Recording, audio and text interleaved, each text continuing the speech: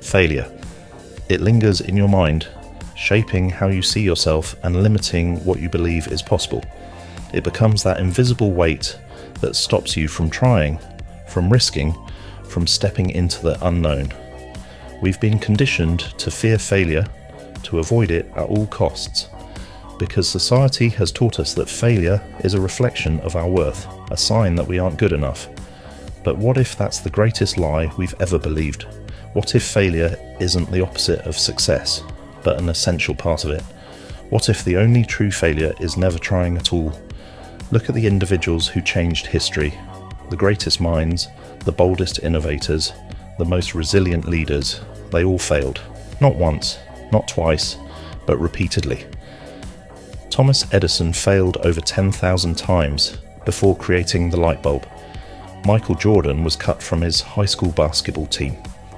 J.K. Rowling faced rejection after rejection before Harry Potter became a global phenomenon. Steve Jobs was fired from his own company before returning to revolutionize the tech industry. Yet they persisted. They refused to let failure define them. Instead, they allowed it to refine them. If failure truly marked the end, none of their stories would have continued, but they did. And the real question is not if you will fail, because you will, but how you will respond when it happens. Why does failure feel so personal? Our fear of failure runs deep because it's rooted in survival. In ancient times, failure often meant real danger. A wrong decision could lead to injury or death. Even though the world has evolved, our biology hasn't. When we experience failure, our brain reacts as if we're under threat. Our heart races, stress hormones flood our body, and we shift into fight or flight mode.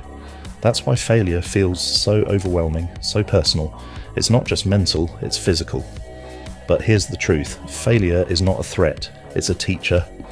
A scientist in a lab doesn't view a failed experiment as proof they should quit.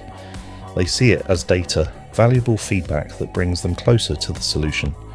What if we approached life the same way? What if, instead of avoiding failure, we expected it? What if we embraced it as part of the learning process, rather than a reason to give up for it? The power of perspective. Psychologist Carol Dweck from the Stanford University introduced the concept of growth mindset versus fixed mindset. A fixed mindset sees failure as proof of inadequacy. I failed, therefore I'm not smart enough, not talented enough, not capable enough. A growth mindset sees failure as a stepping stone to progress. I failed, therefore I'm learning, I'm improving, I'm becoming stronger.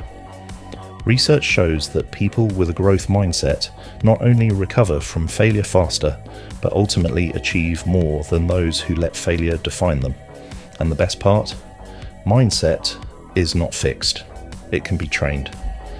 How to reframe failure? It starts with a simple shift in perspective. Instead of asking, why is this happening to me? Ask, what is this teaching me? Instead of thinking, I failed, so I should quit, think, I failed, so I must adjust. Failure doesn't mean you're off track, it means you're on the right path, because the person who never fails is the person who never tries. The real danger is avoiding failure. The truth is, avoiding failure is far more dangerous than facing it. Playing it safe, staying in your comfort zone, and never taking risks might protect you from embarrassment or disappointment, but it will also rob you of growth, progress, and success.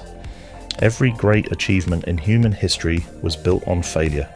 Every breakthrough was born from persistence. And every success story you admire was once filled with rejection, mistakes, and setbacks.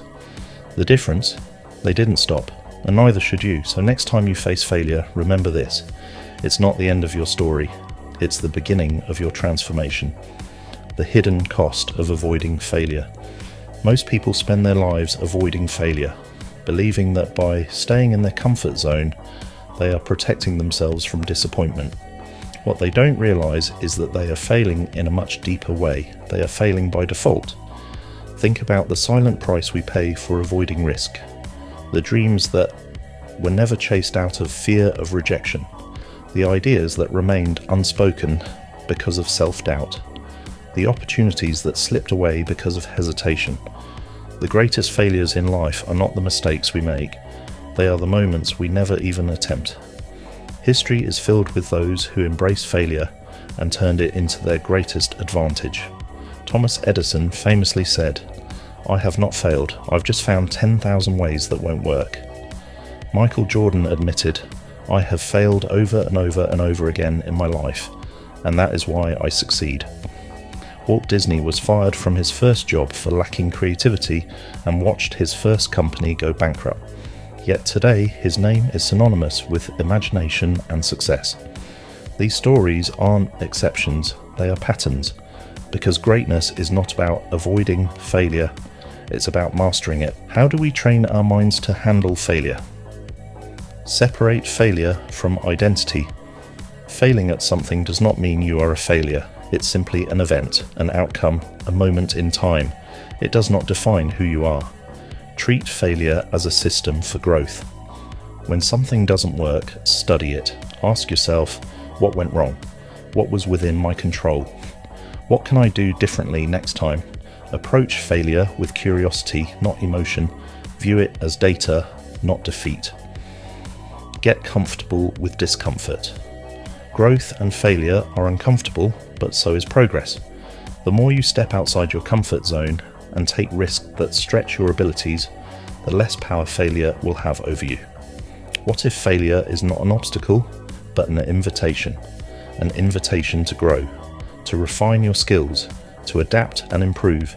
What if failure isn't a signal to stop, but a signal to start again, smarter and stronger? The only true failure is giving up. So, the next time you experience failure, ask yourself, what can I learn from this? How can this experience make me better? What would happen if I embraced failure instead of running from it? The answers to these questions will shape your future, because in the end, failure is not the end, it's just the beginning. If this message resonated with you, share it with someone who needs to hear it. And remember, keep learning, keep growing, and never stop trying.